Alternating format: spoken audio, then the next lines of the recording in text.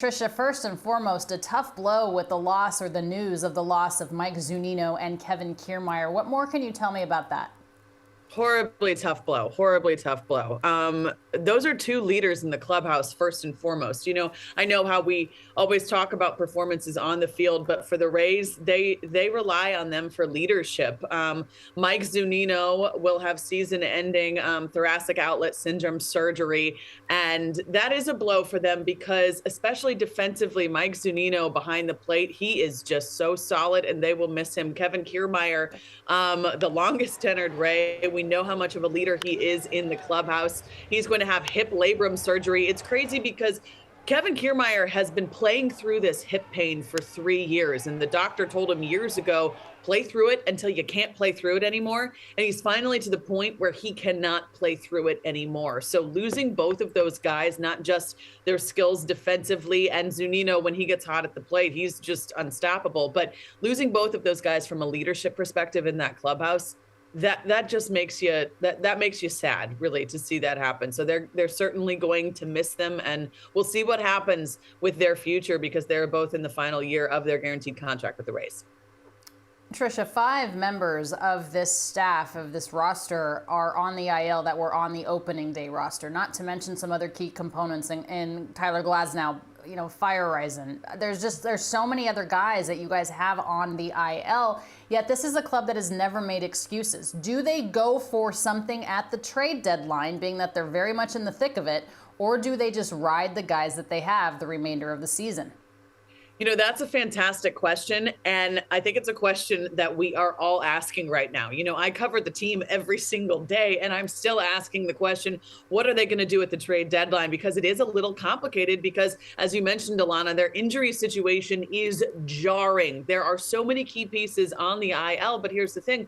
You got Wander Franco on the IL, Manuel Margot, Harold Ramirez. Those are 3 of your very best hitters. Their returns are a bit unknown, but they are expected back at some point this season. So the Rays have to consider that when they approach the deadline. They have to strike that difficult balance at the deadline, knowing they have key pieces making their way back, but also knowing that they need bats and they desperately need more offense. In my opinion, that is their biggest need right now, is at the plate. And at this point for the Rays, it is about weighing their postseason chances and fate while also thinking about the pieces that they have coming back to the lineup. But I will say this. I think that the Rays, they'll be in play and in the conversation for everything that they are able to be. Do we know what's going to happen? No, but we do know that offensively, they need either some guys to step up or they need some bats. Several AL teams, Tricia, AL East teams in particular, have been rumored to be interested in Andrew Benintendi despite his vaccination status. Are the Rays one of those teams? Well, I don't know. You would think that they would be, right, considering the most recent news, but we'll see. Obviously, with the loss of KK, that hurts. But I think it was expected for a while that he wouldn't be back this season.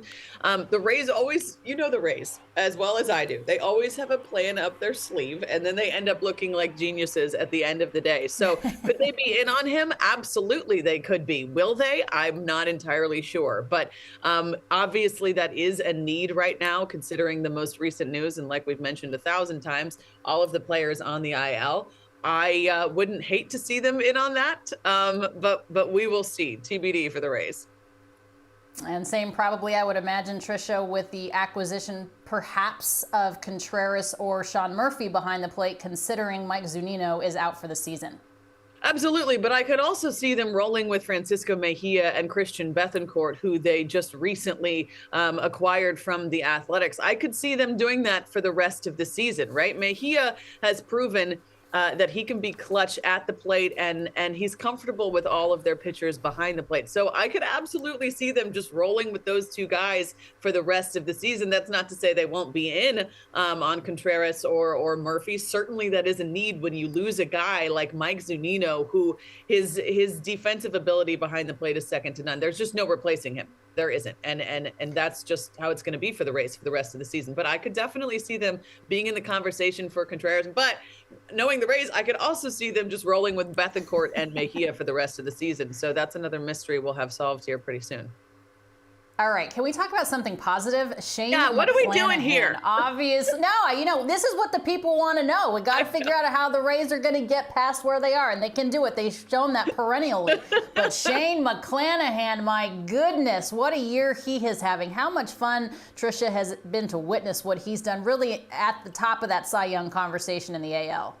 Oh, I can hardly put into words how exciting it's been to watch him. He takes the mound today in Game 2 against the Orioles. I thought Kevin Kiermaier put it best at the beginning of the season when he said, when Shane McClanahan takes the mound, that's greatness happening. You have to watch him. But obviously, we know the numbers speak for themselves. But I spoke with Rays pitching coach Kyle Snyder the other day, and I feel like he has just the best perspective on the dominant season that Shane McClanahan has put together. And he said the thing that sets him apart is his consistency. He said every fifth or sixth day, he's so consistent in what he's done from start to this point in the season. He said it's just been tremendous. He's as good as any starter out there, but really, Alanna, what has set him apart is his consistency. When he takes the mound, you're sitting there thinking, well, as long as our bats can wake up for at least 9 innings and score a few runs, they're good. They're going to win this game, because that's how reliable Shane McClanahan is and how consistent he is. And it's just been crazy to watch him this season in the first half. And you know who he credits, Alanna, with the biggest influence on him in the first half is Corey Kluber, that veteran presence in the clubhouse for Shane McClanahan. Because we got to remember, Shane is really young. He's very young. And being able to watch Corey Kluber and the way that he goes about his business, I really do feel has contributed to Shane's all-star season and maybe eventually a Cy Young season.